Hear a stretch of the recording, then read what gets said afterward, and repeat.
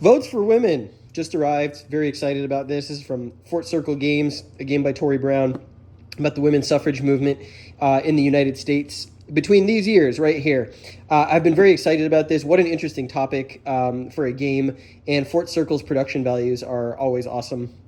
I did a video early on the channel about Shores of Tripoli, which is a great intro-level war game about the Barbary pirates in the U.S. Navy.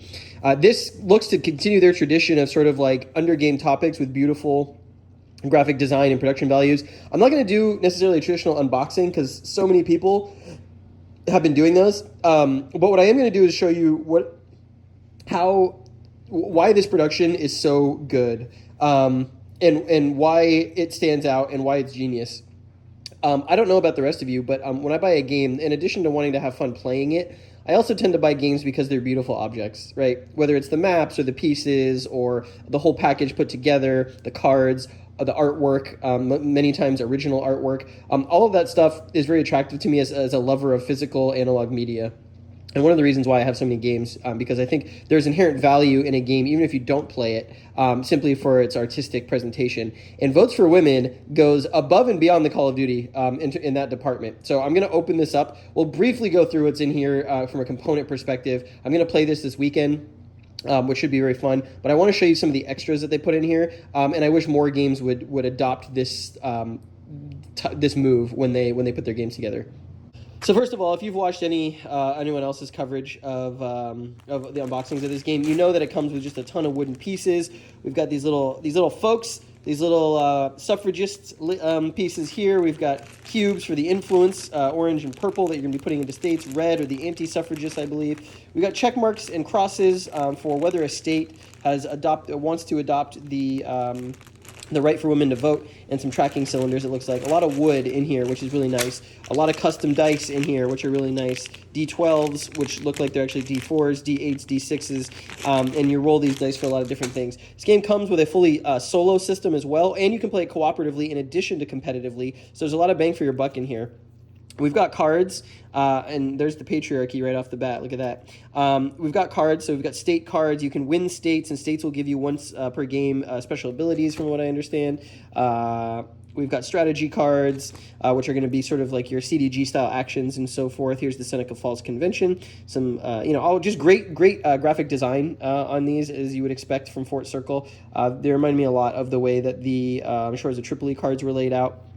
Looks like a suffragist deck, possibly. There's a lot of cards in here, and they're going to be divided.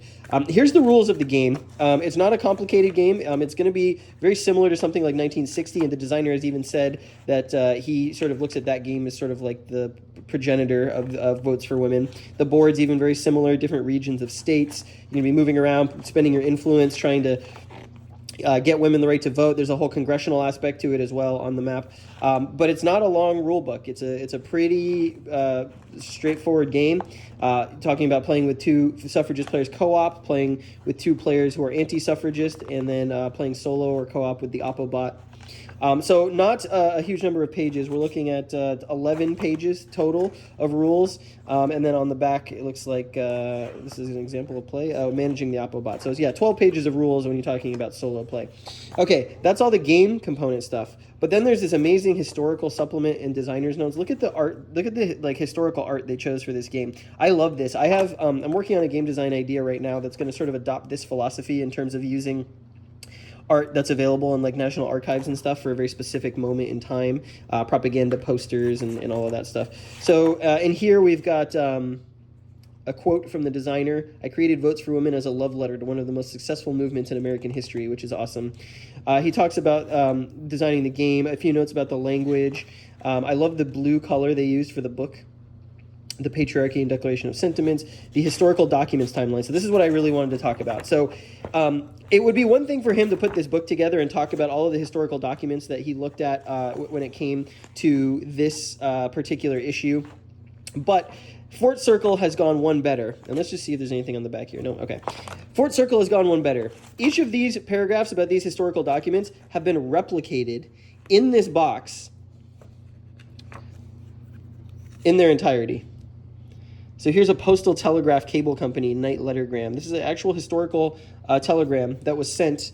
Let's take a look. This one was 1913, and it gives you a little bit of background about, and this one has to do about the movement among black women, and it's an actual telegram. Totally unnecessary. You don't need this to play, but it's a great historical reference. Here is, this looks to be a certification. Let's see, what is this? A ballot, perhaps? I'm not sure what this one is. We'll come back to this one. This is a McMinn County voter registration card from 1920, and talks a little bit about how 900 women registered to vote in McMinn County in October of 1920. And this is, I think, the woman that was first in line, which is really cool. So it's like a replica, a reproduction of that, which is really neat, right? Like the flavor, the historical flavor that this sort of non-gameplay piece in this box brings makes this game a really cool historical reference and a really cool display of an important part of American history. I love this. This is so unnecessary, and I love the fact that the designer and the publisher were willing to work together to produce these materials at additional expense that serve no purpose other than to celebrate sort of the topic of the game. This is something that I've been a big proponent of when games do. It happens rarely, and I would love to do for one of my own games someday. This is a postcard, anti-suffrage postcard from 1916, which is interesting. This is a Spanish language, looks like a postcard or some sort of pamphlet from the Los Angeles Political Equality League, encouraging women to support women's suffrage in California from 1911. And obviously with a big Spanish-speaking population there, this would be something that they would have received in those neighborhoods, which is really cool, right? Not just in English, talking about all the ways that women's suffrage affected multiple ethnic groups and backgrounds.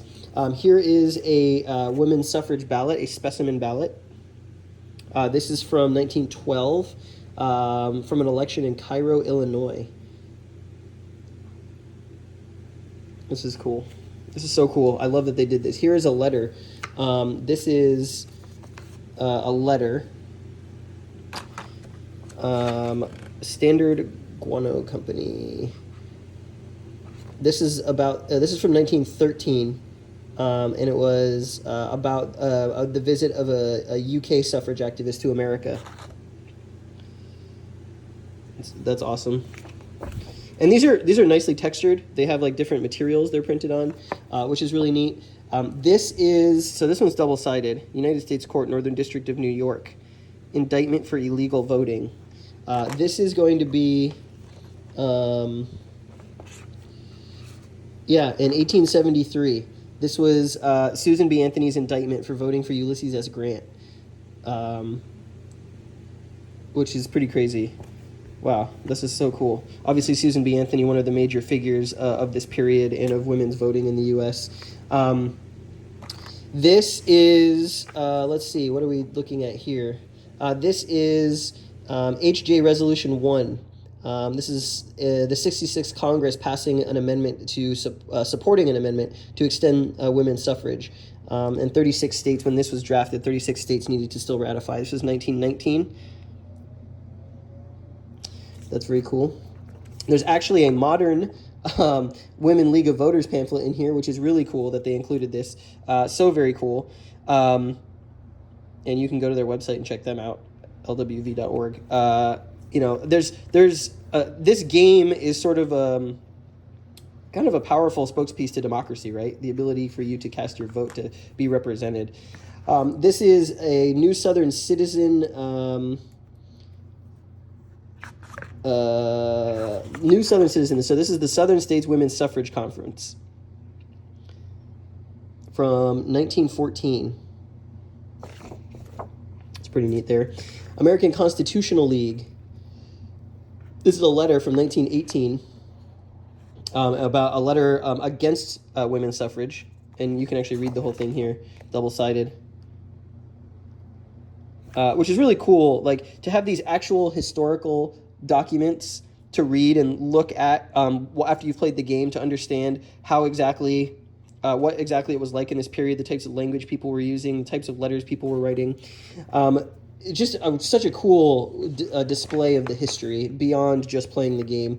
And I know I'm sounding like a broken record at this point. Equal Franchise Society. This is a reprint of Abigail Adams' letter during the 1776 Continental Congress, reprinted in 1910, 1911.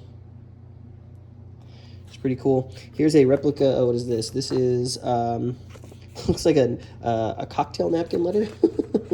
What is this? This is A.L. Wright letter to the Department of Immigration, again from the same UK women's suffrage activist from 1913. Woodrow Wilson was president then. It's pretty cool. All right, here's a replica article from the New York Times, which is on a fold-out, amazingly. Look at this. This is from the New York Times in 1920 about the Tennessee women's suffrage thing. It goes onto the back. This is cool that this is a composite of all of the suffrage-related articles in the New York Times on August 19th, 1920, which is really cool. And to read this from the period in the game. The Anti-Slavery Bugle, Women's Rights Convention. This would be 1851's Sojourner Truth speech at the Women's Rights Convention. And then, of course, we have the map, and it's done in a really nicely illustrated period style. All the different regions and the different states. Here's the West Coast. Obviously, no Alaska or Hawaii yet, so you've only got 48 states. And I'm sure, actually, the period the game covers, actually, some of these states weren't even around yet. I think, let's see, 1848. I'm pretty sure Washington was either newly a state or would not be a state yet for several more years, which is cool. I'm not going to open that. You can see it on the back of the box and in other people's videos. And then finally, we got some cardboard, one sheet of counters. These are the buttons. You're going to use these campaign buttons for various actions in the game. I really like the designs on them. I don't know if these are based off of actual historical campaign buttons, but a really cool touch. So that's Votes for Women. Not an unboxing, but really more of a going through the historical supplemental materials. I love what Force Circle has done with this. Certainly when my top 10 games of the year list goes on, they are certainly going to win #1 for best production. This is just incredible. I wish more historical games would do this, and kudos to everyone involved in realizing this game and getting it out there. It's shipping now, from what I understand, and if you've pre-ordered it, hope you get yours soon. And I believe Force Circle it's still for sale at Force Circle. So if you're interested in Votes for Women, go check them out.